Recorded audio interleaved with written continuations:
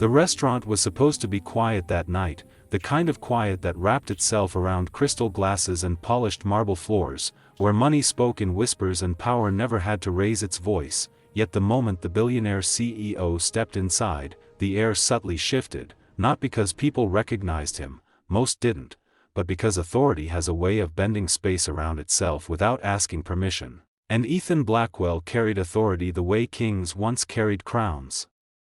Invisible but undeniable, his tailored suit simple, his watch understated, his eyes sharp enough to measure a room in seconds, while across the dining hall, moving silently between tables, balancing plates heavier than his own exhaustion, was Daniel Reyes, a single father who had learned how to read danger long before he learned how to read balance sheets, because life had never given him the luxury of ignorance.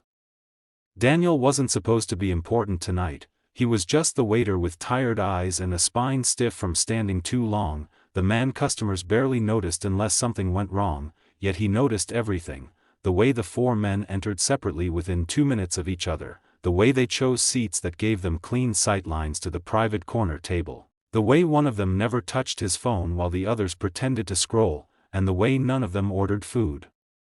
Daniel's hands tightened around the tray as instinct stirred, the same instinct that once kept him alive when his wife passed and the world tried to swallow him whole, the same instinct that made him work double shifts so his daughter could sleep without fear.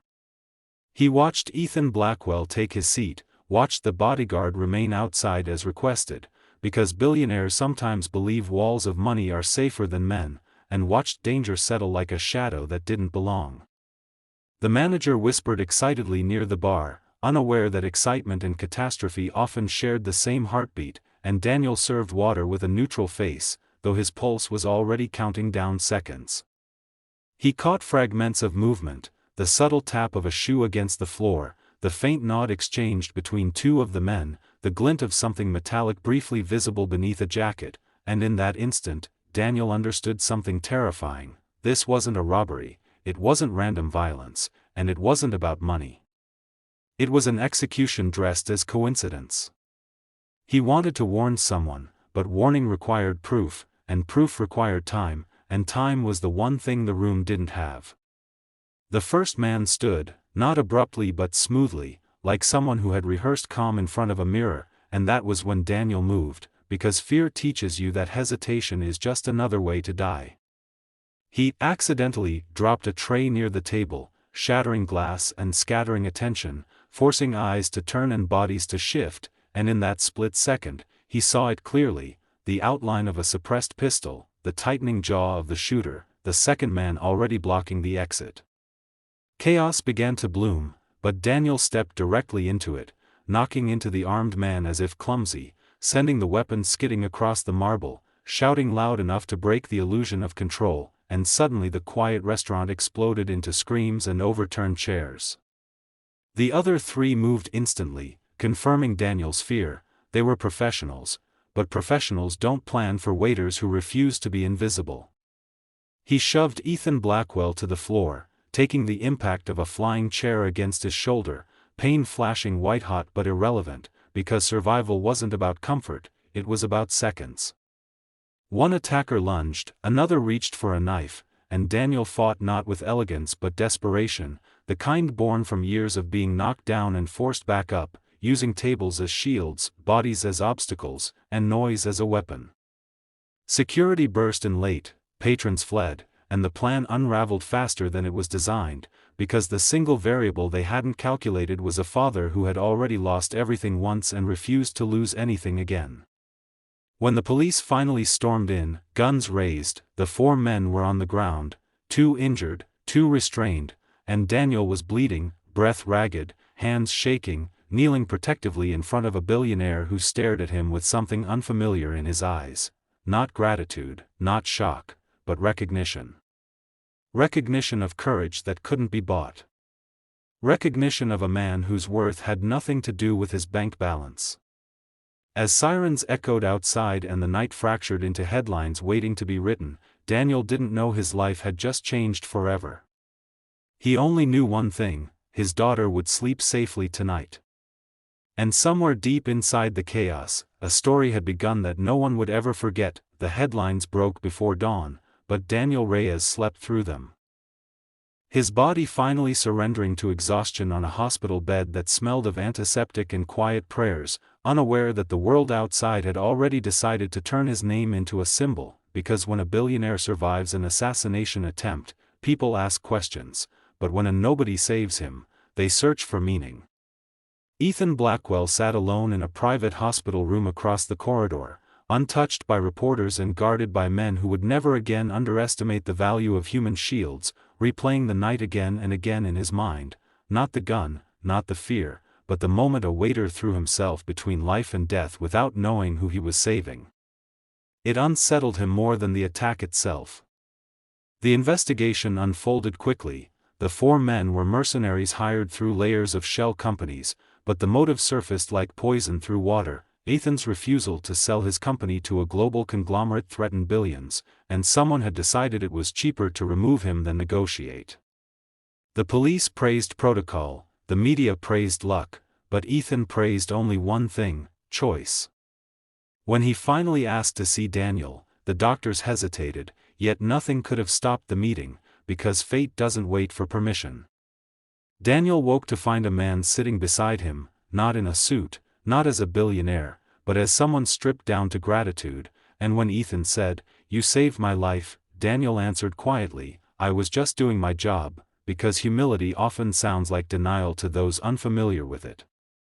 Ethan learned about Daniel's daughter, about nights spent studying bills instead of dreams, about a life balanced on minimum wage and maximum love, and something in him shifted permanently, because wealth had taught him power, but sacrifice taught him respect. The court cases followed, the conspirators exposed, reputations burned, yet Ethan never forgot the truth, that systems fail, money corrupts, and only people with nothing left to lose stand between chaos and order. Weeks later, Daniel returned to the restaurant, expecting awkward applause or pity, but instead he found an envelope waiting on the counter, not filled with cash, but an offer: security consultant training, full salary, flexible hours, education paid, because Ethan understood that dignity isn't charity, it's opportunity. Daniel hesitated, fear whispering that the world punishes those who step out of line, but when he looked at his daughter that night, he realized courage had already rewritten his story once. He accepted. Years later, Daniel would stand beside Ethan not as a waiter, not as a servant, but as a trusted protector, proof that heroes don't arrive with titles, they arrive with instincts and heart. And the world would remember the billionaire who survived, but those who truly listened would remember the single dad who changed everything in seconds. If this story reminded you that courage lives in ordinary people and that one choice can change a lifetime, don't forget to subscribe to the channel, because these stories aren't just entertainment, they're reminders that humanity still matters. Time has a strange way of revealing the true cost of a moment, and for Daniel Reyes, the seconds he stepped forward that night continued to echo long after the sirens faded. Because courage doesn't end when danger stops, it keeps demanding payment in responsibility, growth, and quiet sacrifice. Months passed, then years, and while the world moved on to newer scandals and louder headlines, Daniel's life transformed in ways no camera ever captured. His daughter grew taller, safer, smiling more freely in a home where bills no longer whispered threats through the walls, yet Daniel never let comfort dull his awareness, because he understood something most never learn, that safety is borrowed, not owned. Working beside Ethan Blackwell exposed him to boardrooms colder than any alley he had survived, rooms where men spoke about human lives as percentages, and Daniel realized the 4 men in the restaurant had only been the final tools, not the real enemy. Power without conscience was the true weapon.